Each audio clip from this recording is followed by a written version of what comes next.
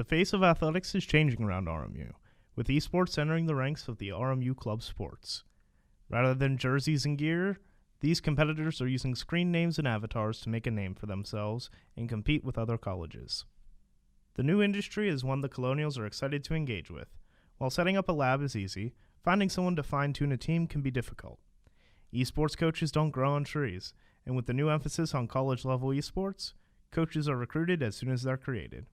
For RMU, the leader in esports training is Richard Zapp, head coach of the new esports department. My esports experience came back from about 15 years, mostly through trading card games where I've had a lot of success, ranked top 10 in a couple different games over the years. Zapp first found his competitive drive in trading card games.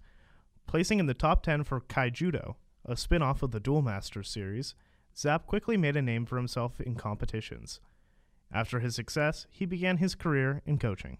About a little over a year ago, I had a couple peers and teammates that I've worked with that we wanted to give back out to the community, so we started a Patreon program where we do regular coaching and mentorship. His production studio, 3XG Productions, was created to help creators grow communities and help competitors improve their craft.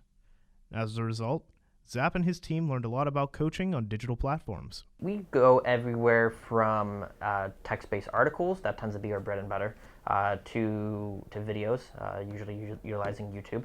We do a little bit through Twitch, and we utilize Discord heavily to create a community that fosters growth, and through there we'll have podcast-like conversations and different engagements with the people we're working with. At this point, we have 300 to 400 different individuals that are donating to us to provide regular mentorship and coaching, and it's transferred well into my experience here at RMU.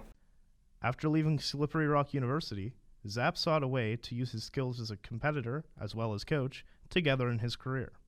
When a position at RMU was asking for both, he found a project that was perfect for his skills. As I was completing my master's in higher education at Slippery Rock University, I walked away from it knowing that I was open to any position that could help me support students in whatever their individual goals were.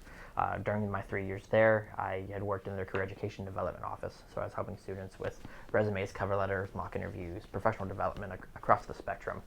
And when I heard about the esports position and thought back to my experience in coaching and success in games, I realized that experience in coaching plus higher education equals coaching in higher education, and it motivated me to learn more about RMU's program. The teams quickly warmed up to Zapp as a leader, making him a member of the culture in the esports room. Rather than having the team act independently, he trained with the players and learned each of their specialties and quirks. Along the way, he became a closer mentor with the players. And to be a witty double entendre, coming from the Pokemon Zapdos from the first generation, but also I'm a junior, so Zapp 2, Zapdos, Zapp Junior. I thought I was witty. People liked it more than I thought. I remember I had an argument with, not an argument, but a conversation with some of the students where I was trying to decide if I wanted Coach Zapp or Zapdos on my jersey, and then they insisted Zapdos because it was that rad. Esports is a difficult concept for some to understand, so one of Zapp's responsibilities as a coach is finding ways to recruit new players and make the public aware of what their program is all about.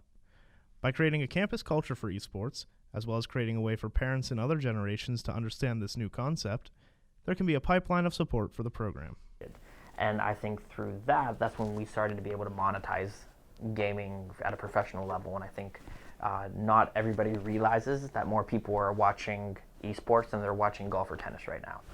So whenever we take that idea and we say, well, hey, there's opportunities not only to make money in this field, but you're also developing skills in public speaking and media production. Under Zapp's leadership, the esports department has put a focus on recruiting high school students for the team and creating a buzz about the Colonials program. I think our goal as a university is to make this program as great and as large as it can. And while that's great for the students that we have now, there'll be a time where these students aren't here, where they graduate and they get to explore the great unknown. So while we are thinking about today, we have to put just as much thought into what's to come tomorrow. So by working with high schools to educate them on the size of esports and where esports, the trajectory it has, and where it can grow, by supporting those high schools, we're also not only helping the community, but we're also preparing ourselves to be able to support these incoming students in the ways that they want. Zapp doesn't hope to just coach a team and receive a paycheck.